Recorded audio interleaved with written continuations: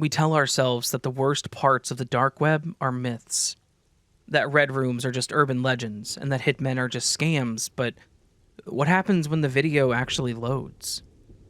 And today we're investigating a live feed from a room covered in plastic sheeting, a husband who tried to outsource murder using Bitcoin, and a hacker group that stole the personal data of thousands of students to terrorize a community. And today we have 5 true dark web stories for you to enjoy.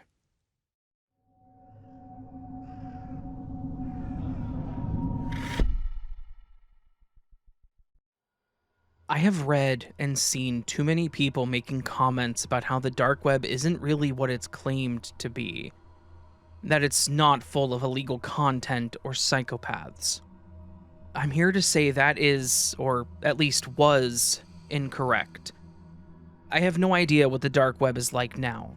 I have no idea what the current and modern state of the dark web is. But I know what I saw back in 2016. I know that a lot of what's out there is likely to just be people scamming others or FBI honeypots, but some of it is absolutely real. I don't care if people believe me, I just need to get it out of my head. I mentioned that I don't know about the modern dark web. That's because this happened about 10 years ago.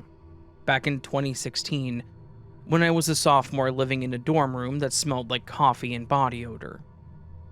I was a nobody, and was going through the morbid curiosity phase that a lot of guys go through.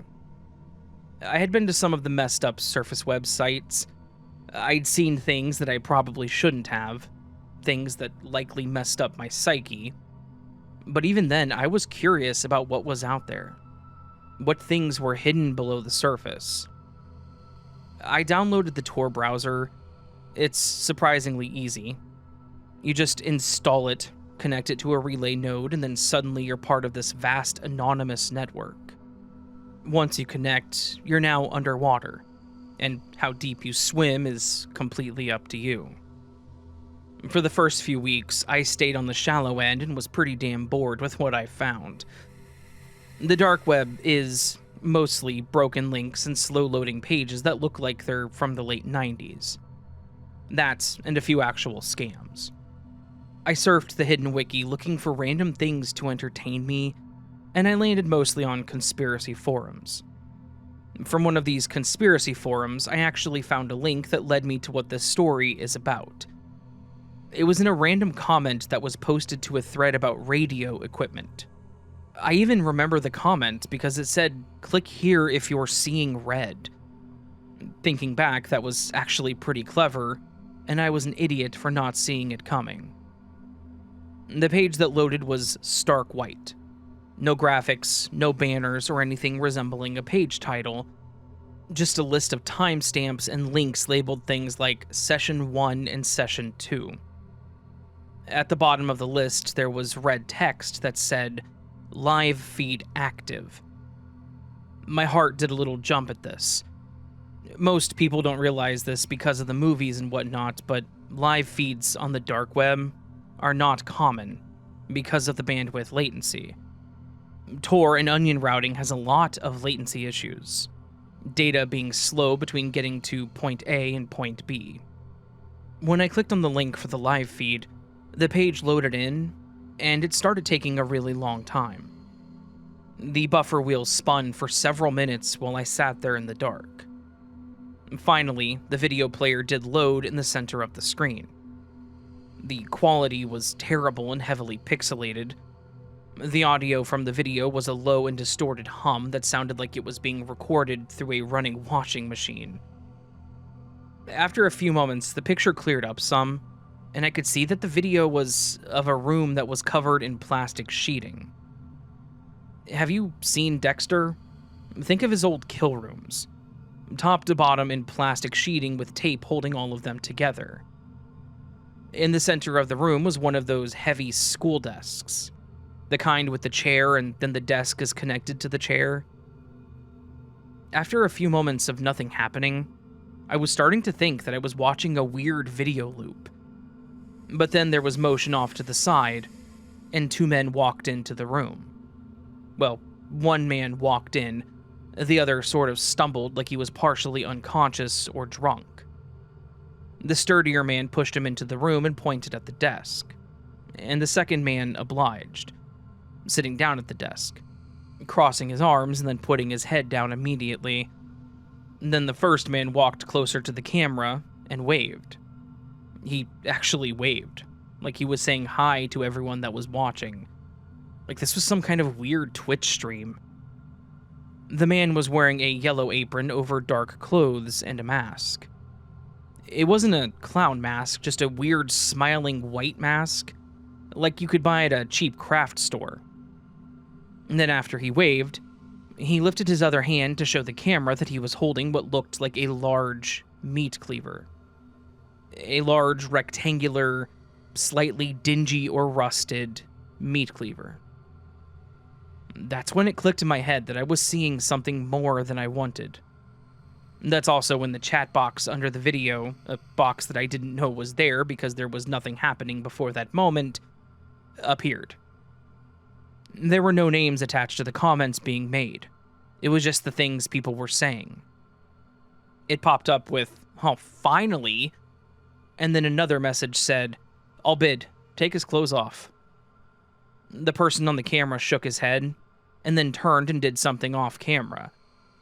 When he came back, he had a piece of paper that said, "Bidding is closed. Observation only. Boss's orders."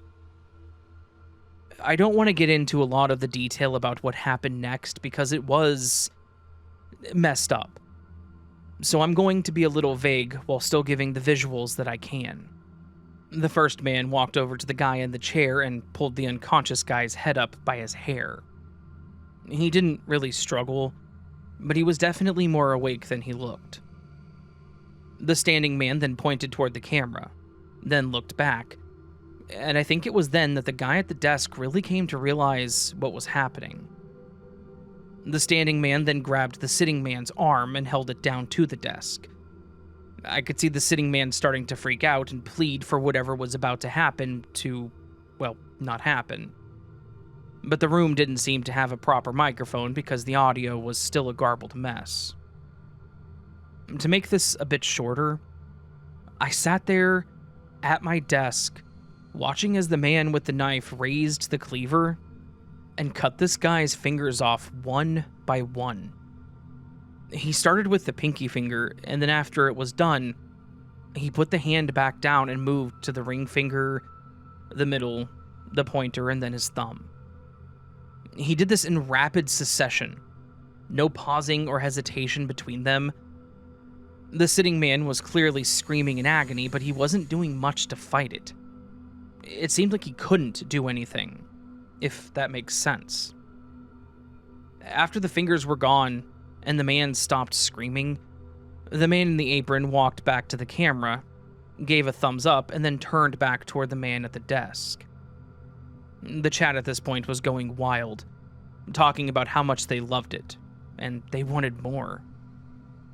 The masked man then walked around to the other side of the desk and grabbed the sitting man's arm, forcing it down onto the surface. He looked back at the camera and motioned towards the fingers, and then shook his head like, no, not the fingers this time. Then he motioned toward the wrist. He then looked back at the camera and nodded. That is where my description's going to stop. I didn't see how far he took it because I closed everything. I shut the computer off and then proceeded to vomit numerous times into my trash can. I couldn't believe what I had just witnessed, that I had just watched this random man be partially mutilated. I was sickened, and I was disappointed in myself for actually watching it because that made me a participant. I was one of the audience, one of the group of people that was pushing this to happen. That made it that much worse. I hated myself for sitting there as long as I did. I didn't get back on my PC for several days, thinking that I would somehow see that website again. When I did get back on the computer, I didn't just delete Tor. I formatted the hard drive and factory reset the entire machine. I was terrified that my info had been logged somewhere on that site, and I was of the mind to just completely make the computer feel like new. I never found that site again because I never looked for it. People say that red rooms are myth, but I know for a fact that that's what I ended up on. Maybe they're mostly right, but that one, at the very least, did exist.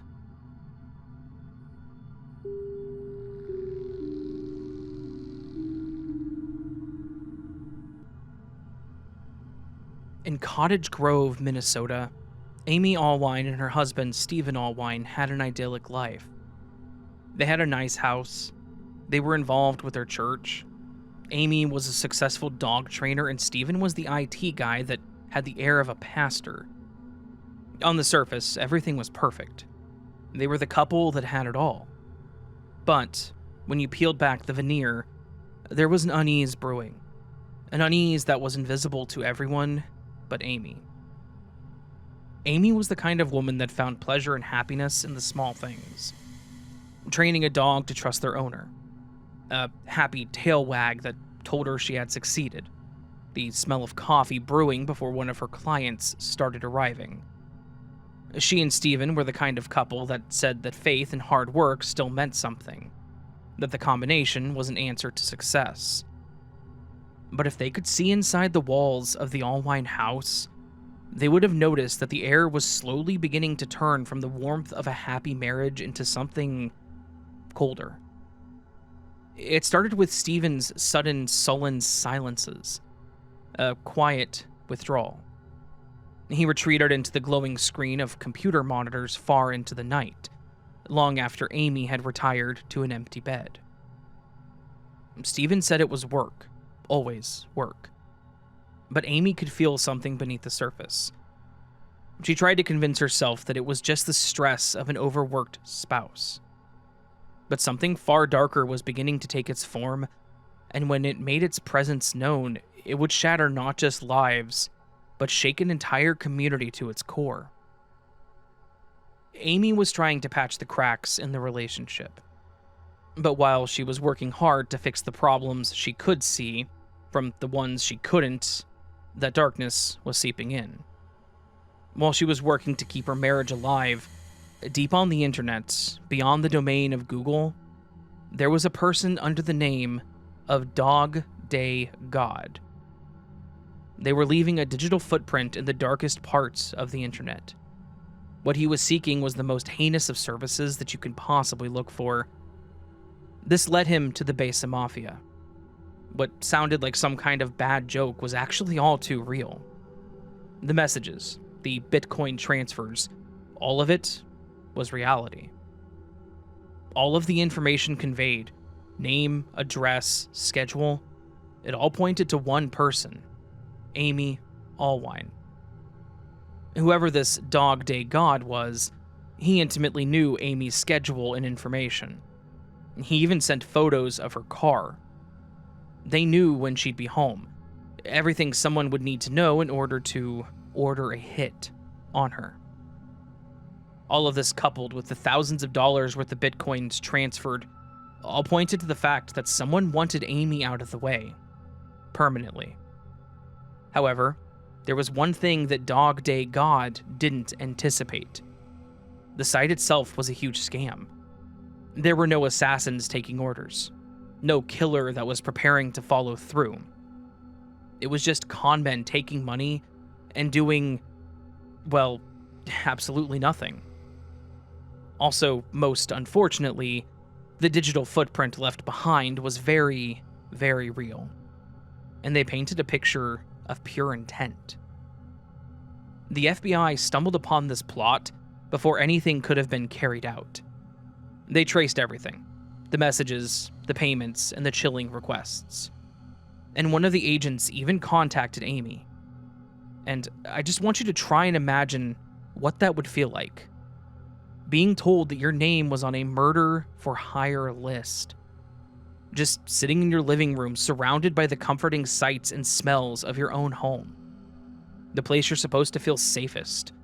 And being told that someone wants you dead and have already made the payments. Amy tried to process the news. She didn't panic, though. She didn't cry.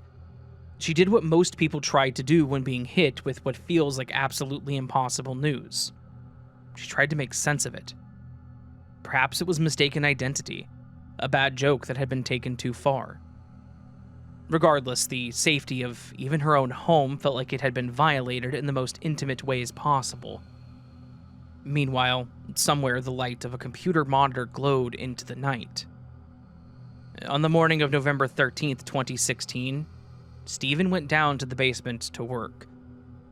He spent the day down there, staring at a computer monitor, while Amy went about her normal business. Sometime after 3:15 p.m., the couple's 9-year-old son found the unthinkable when he entered his parents' room looking for his mother. He found his mother, Amy Allwine, dead with a single gunshot wound to the head. He rushed to the basement to tell his father what he had stumbled upon. While the timestamps here are incredibly vague, police and court records have either redacted the times or just plain chose not to publish them at all. There is speculation that the 911 call came in around 7 p.m. I can't tell you what time her son discovered her or how much time may have lapsed between the discovery of her body and the call going out either, for which I am deeply sorry. We scoured trying to find anything, but yeah. That all being said, around 7 p.m. the call was placed by Stephen reporting his wife dead. When the police and EMS arrived, they were greeted at the door by Stephen, who said that his wife had taken her own life and that her son had found her hours before. When police began to take in and process the scene, everything seemed consistent with Stephen's assertion that Amy had taken her own life. And there really was no reason to doubt it. In her left hand was a .45 caliber pistol. She had a single gunshot wound to her head. Everything seemed consistent with what her husband had told them. However, in the days that followed, that darkness that had begun to seep through the cracks of the Allwine home began to make itself known in the investigation.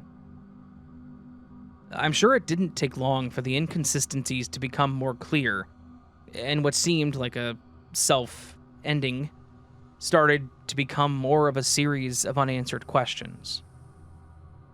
One of the first inconsistencies that came to investigators' attention was the fact that family members and photographs made it clear that Amy was not left-handed. She was right-handed.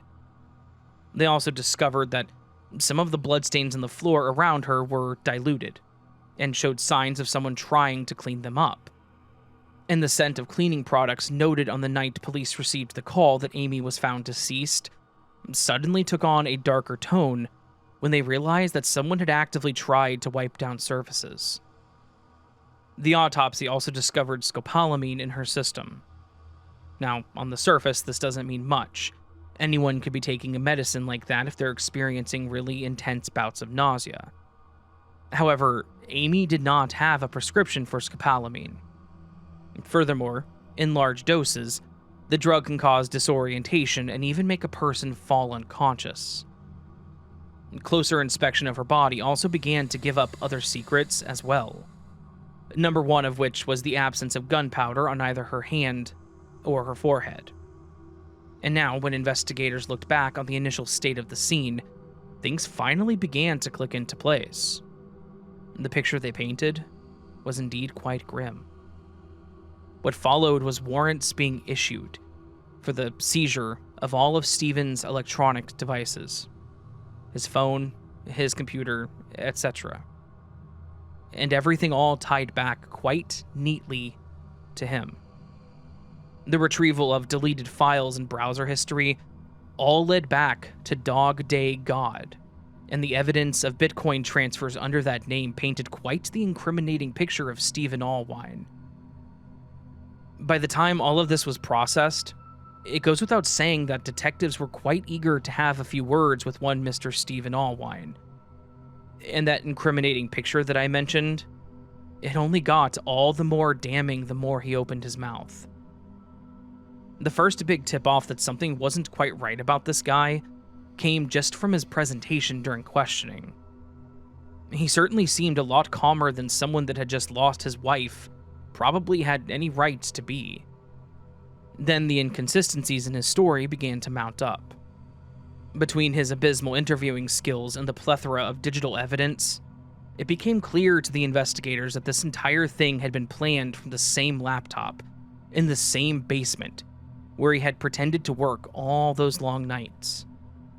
The community was even further shocked when they learned that the perfect husband, the God-fearing man that was so heavily involved in the church, was in fact a cold-blooded killer. And on February 1st of 2018, after only 5 hours of deliberation, Stephen Allwine was convicted of first-degree murder. This, of course, means they had proven beyond a reasonable doubt that the crime had been premeditated. And the following day, on February 2nd, 2018, he was sentenced to life in prison with 0 chances of parole. A significant portion of this case was handed to the prosecutors in a nice, tight bundle because one man thought his anonymity on the dark web was impenetrable. With all that being said, it's best to remember Amy as the bright young woman and proud mother that she was. So rest in peace, Amy Allwine.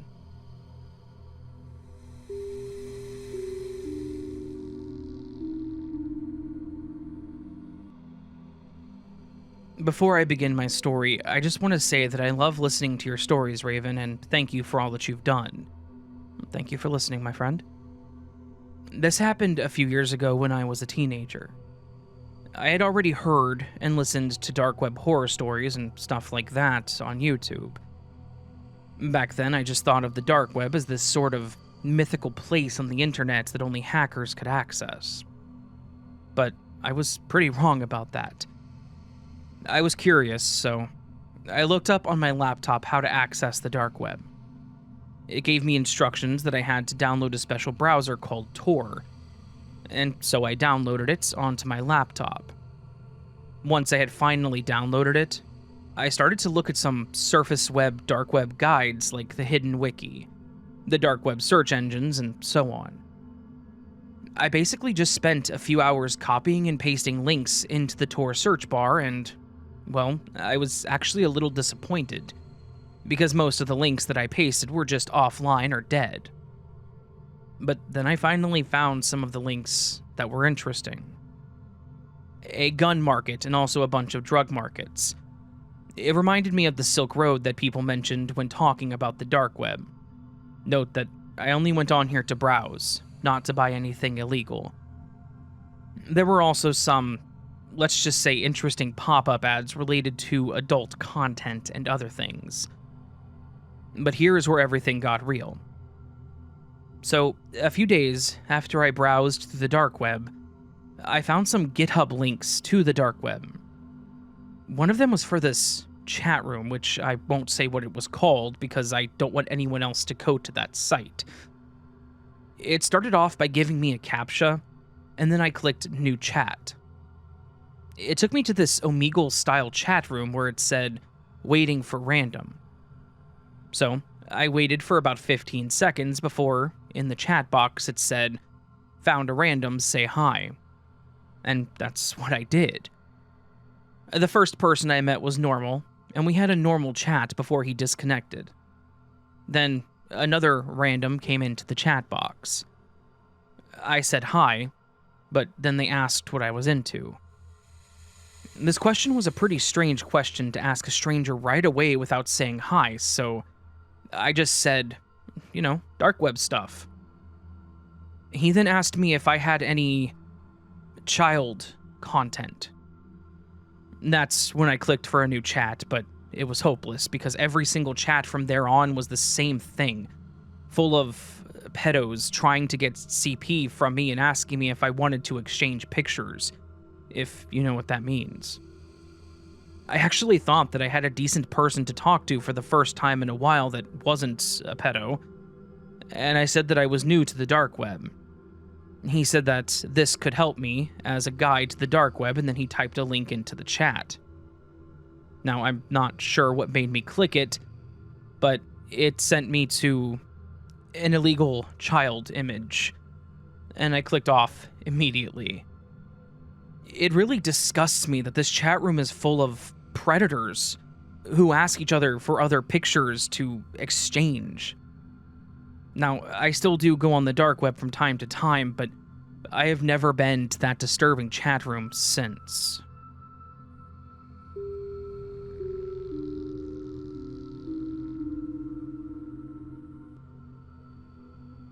Hi, Raven. I want to start this off by saying that I'm a moderately thrill-seeking 21-year-old male that is often interested in some, well, questionable things sometimes. One of them being the dark web.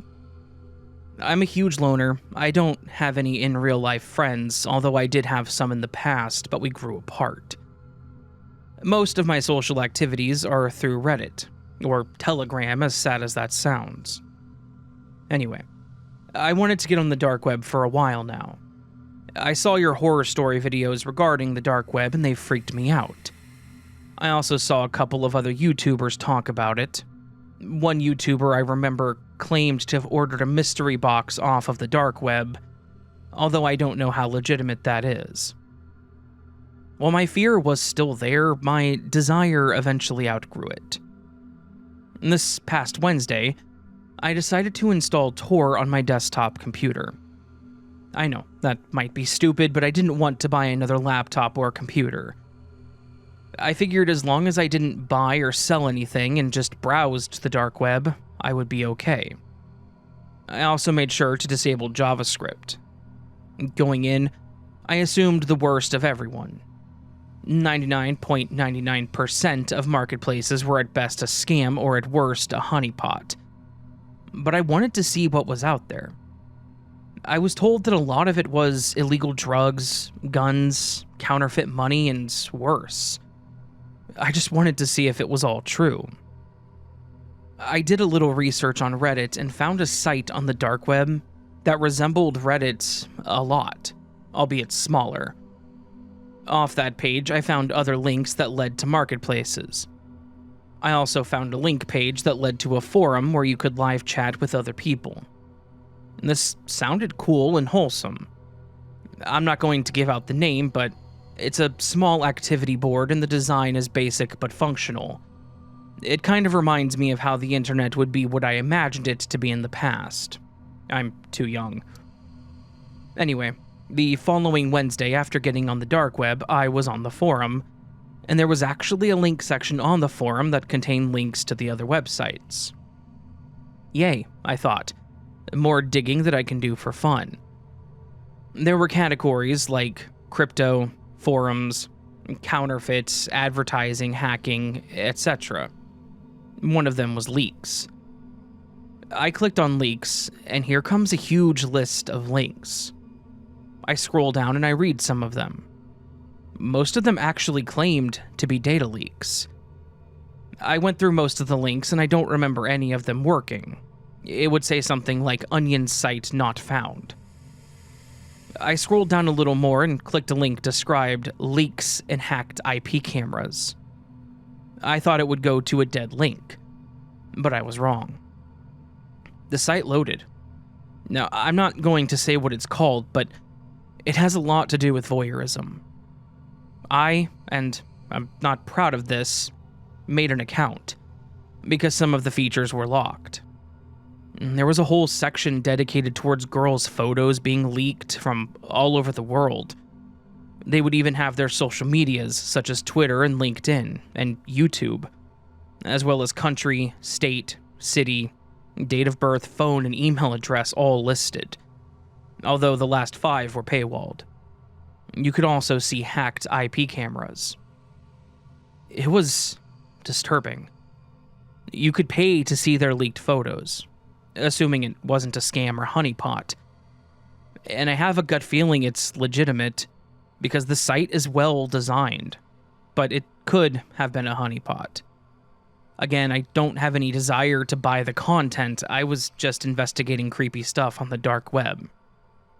What makes it even more wrong is you would get paid to leak content if someone wants to remove the content. And who even knows if they do remove it? I don't know how people even get these girls' photos. It's crazy. And I know that you're screaming, contact these people's Instagrams or whatever, but no. Because who knows if it is all a trap? And even seeing that stuff could be illegal. So, yeah, that's my story. Other than drugs, guns, and the usual, I did see a site containing legitimate Nazi memorabilia for sale. So, yeah. This is probably not the scariest story ever, but I definitely found it disturbing. If you are a sensitive person, I would definitely recommend staying off the dark web. Me, on the other hand, I'll continue to explore what craziness this world has to offer. This person actually sent me an update, which is a rarity for submitted stories. Update. A couple of weeks later, I was browsing some more and found one of those sites that served as a search engine for the dark web. I know this doesn't sound very innocent, but I wanted to see if there were any escorts on the dark web. Again, I'm not interested in said services. But, like my dark thrill seeking, well, I found something that was absolutely wild. I found a site claiming to sell children, both boys and girls, from as young as newborns to as old as 16.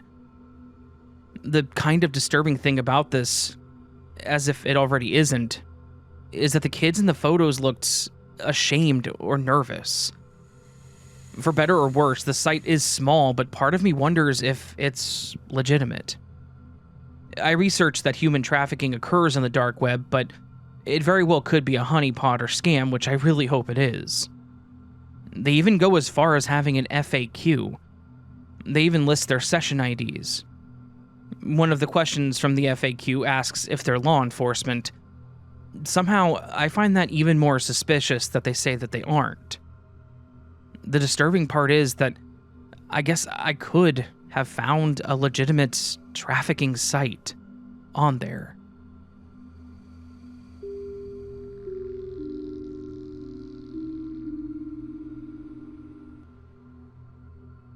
Columbia Falls, Montana. It was a Wednesday in September of 2017, the 13th to be specific, when the first threatening messages started coming in. Received by parents and school staff all across the district of Columbia Falls.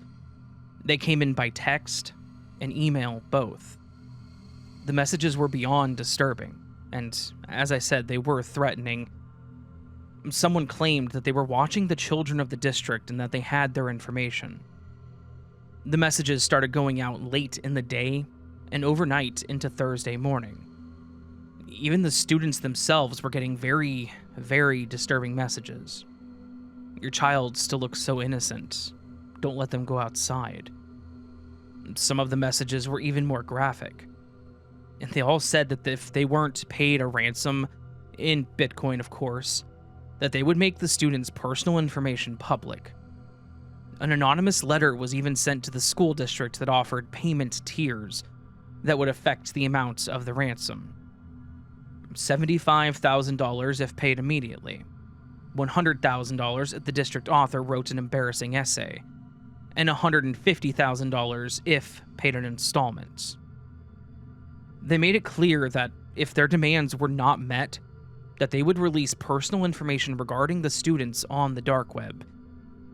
You see, a few days before this, a hacker group called Dark Overlord had hacked the school district servers and stolen all of the names on the student register, as well as their home addresses and so forth. They also implied that they may do even worse if the demands were not met. Initially, the parents and students knew nothing about the ransom demands. All they knew was that they were getting messages that were threatening their children directly. So, of course, panic began spreading across the entire district faster than a late summer wildfire. It was spreading so fast that authorities didn't have any time to make any kind of statement before the entire community was having one of the most understandable breakdowns in the world. Needless to say, there was no school in that entire district Thursday or Friday. The district officials immediately closed more than 30 schools across the entire Columbia Falls area. More than 15,000 students sat at home with locked doors and closed blinds, scared, confused, and trying to understand why anyone would do something like this. Basically, the entire community went on lockdown. Law enforcement was crawling all over the area, making sure that none of the implied threats of violence were made good upon. This included local PD, the sheriff's department, and even the FBI were in town and in full crime-fighting mode. In the end, the police said that while the threats were horrific, whoever had issued them didn't seem to actually have the presence or the means to actually carry out the kind of violence they had threatened. On September 19th, a letter was sent to the police, and it was only then that the police knew for sure who they were dealing with, because the Dark Overlord hacker group had taken credit for the entire incident. And they were just getting started. Less than a month later, they would strike again. But this time, they would escalate considerably. Johnston, Iowa. On October 3rd, 2017, Dark Overlord would strike again, this time in Iowa. It was the exact same pattern they used in Montana back in September. The parents, students, and school staff started getting threats, and these were even more intense than the last time that they had sent them out. One parent got a text that said, quote, "I'm going to kill some students at your son's high school." That kind of escalation was extremely shocking. How this entire thing wasn't labeled as some kind of terroristic threat, I'll never know, but it fits the very definition of what constitutes a terrorist threat. The police all but said as much, but the actual statement was something along the lines of, the threats were graphic, explicit, and clearly meant to simulate a credible and imminent act of violence. And what happened this time was that a third-party vendor that was connected to the district had been compromised, and hackers had managed to get students' personal information such as home address, full legal names, academic information, and any contact details associated with them and their families. Now, while in the Columbia Falls incident, no ransom was ever paid, Dark Overlord never made good on their threat to publish the actual information that they had, at least allegedly stolen, and intended to make public. In the case with Johnston, however, as I said, it had escalated in multiple ways. One of those ways was that this time, Dark Overlord made good on their threat, and actually did make the information public. They bragged about the theft and the threats on social media. They tagged the school district and even began to taunt the police. Of course, Johnston canceled classes, and a similar lockdown took place, as law enforcement prepared for any violence that may end up occurring as a result of this. In Montana, Dark Overlord had learned that creating an atmosphere of fear and panic was a great way to cause chaos, which the group appeared to have a certain fondness for. This time, they decided to take that fear to the next level, and the whole thing must have been fairly gratifying, as it appeared that the chaos was the real goal, and that the money was kind of just an afterthought. Splendora, Texas.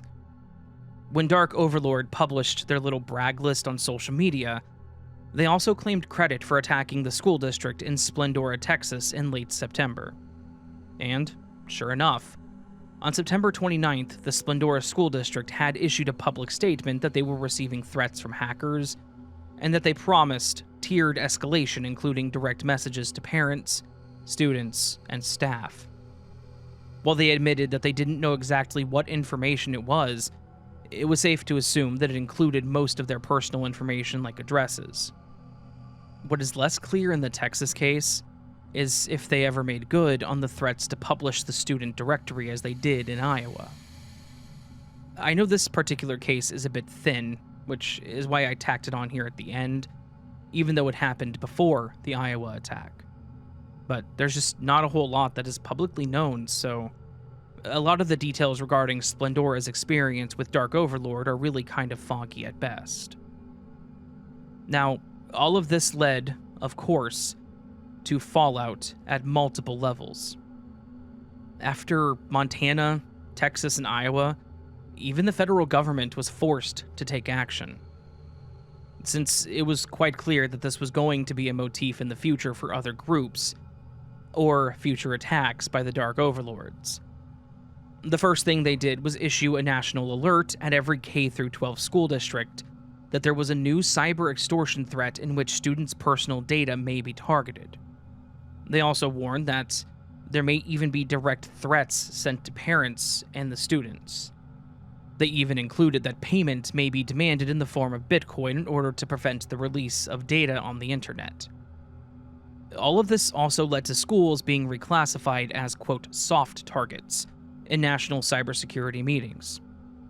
What this meant was low security, high impact targets. This incident sparked an entire debate about whether student data should be treated with the same protections as other sensitive federal categories. At the more academic or grassroots level, all of this resulted in a nationwide tightening of cybersecurity. School districts began to audit their networks.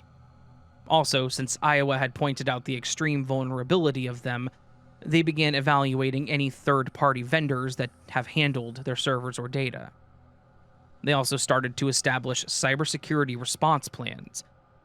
In short, the school district realized that "we're just a school" was no longer an effective shield against such attacks.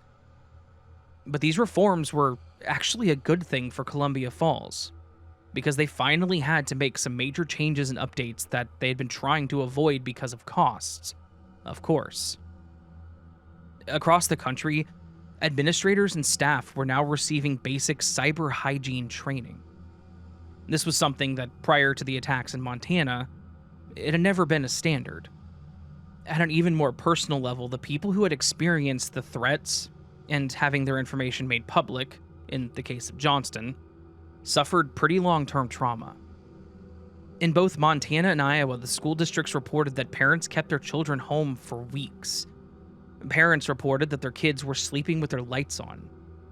The parents were demanding transparency from the schools, and rightfully so. In short, this attack wasn't just as simple as a digital crime. Entire communities were held hostage by a nameless, faceless group of cyber terrorists. The only way it could have felt more like a personal violation would have been if someone actually had entered their homes and/or their schools and left threatening graffiti or something equally dramatic and theatrical. That was clearly the entire thing fueling the Dark Overlords. The more they sensationalized what they did, the more they seemed to enjoy it. The hacker group didn't exactly walk away whole themselves. In the wake of the Montana, Texas, and Iowa attacks targeting the schools, after hospitals, law firms, clinics, and even corporations were hit, there was a member of the group, Nathan Wyatt, extradited from the UK in connection with Dark Overlord and charged with cybercrimes that included stealing information and threatening to publish it if ransom wasn't paid. There were other charges, but I really don't feel like slipping into legalese at this point in the script. He, of course, pled guilty to the charges and was sentenced to 5 years in prison and was ordered to pay $1.47 million in restitution. Law enforcement didn't completely dismantle the Dark Overlord group, far from it, but Wyatt was the first major player in the group to face justice in a courtroom. So the battle wasn't over, but the first battle had been won.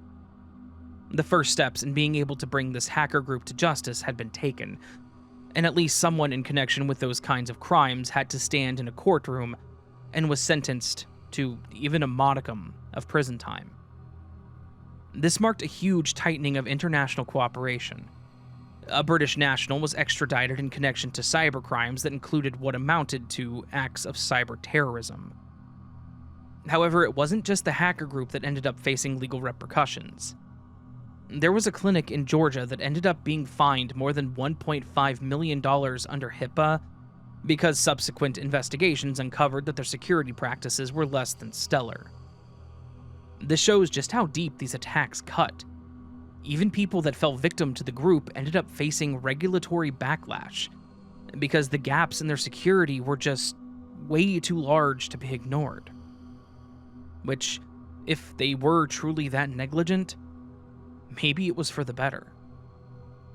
But regardless of Wyatt's conviction, the far-reaching reforms that echoed across the nation, and the FBI's involvement, the full Dark Overlord organization was never fully exposed, dissolved, or otherwise disbanded.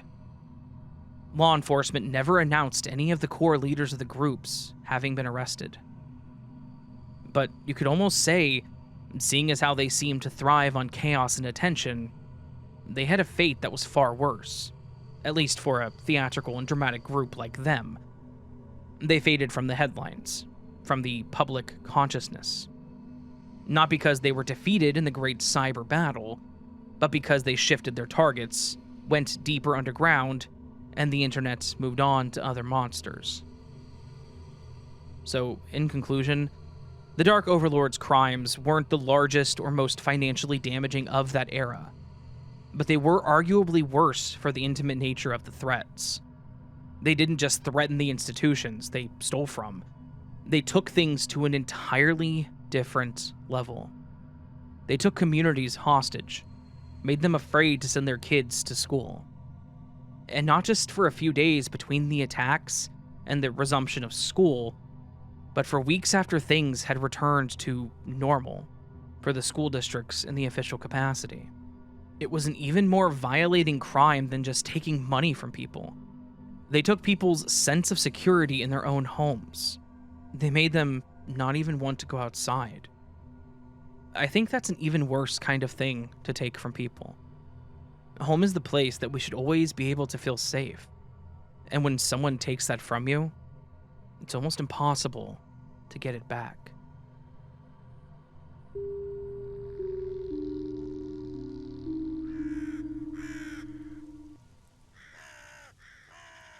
So that, my friends, was 5 terrifying dark web stories. The dark web is a horrifying place that I highly recommend not bothering with. You don't need anything on the dark web, my friends. Everything you need is right here on the surface. Probably on Facebook. I'm joking.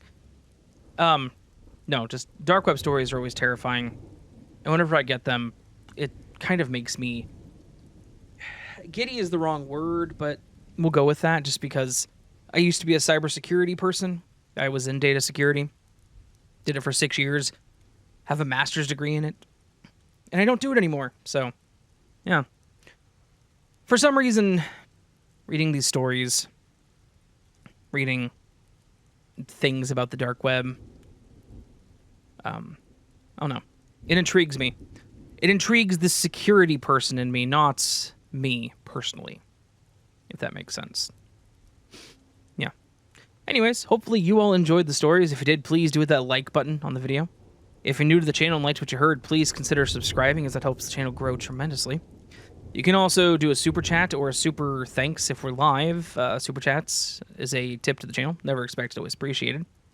You can always join Patreon or memberships to get early access to content like this, or simply leave a comment down below the video with your thoughts, or just say hi. I love to say hi to people. If you have a story you want to send in, go to astheravendreams.com, name of the channel.com, obviously, or email it to astheravendreams@gmail.com. If you have troubles with the website, which I've been told still happens, while you're on the website, if you can get there, you can also find my podcast on every other platform. You can also find stories I've written, fiction stories, info on my book, my social media pages, accolades of the podcast, and a few other things, depending on where you look. Yeah. I don't really have much else to say. It's the last Sunday before the end of the year. Is that a true statement? It is. It's 27th, so... 28th, sorry. It is the last Sunday before the end of the year, and I'm kind of ready for 2025 to be over. Let's make 2026 a great year. This one was supposed to be a great year, but I don't know, I feel like we kind of stumbled a little bit. We'll make the best of it. We'll make the best of it. We will make the best of it. Yeah. Anyways. Hope you have a great day. Hope you have a great rest of your week. and the rest of 2025 treats you beautifully. Hope I see you again here very soon, but until then, remember that you are loved, you are valid, you are important, and the world is a better place with you in it. Do not forget that. Until next time, my friends, much love, and sleep well.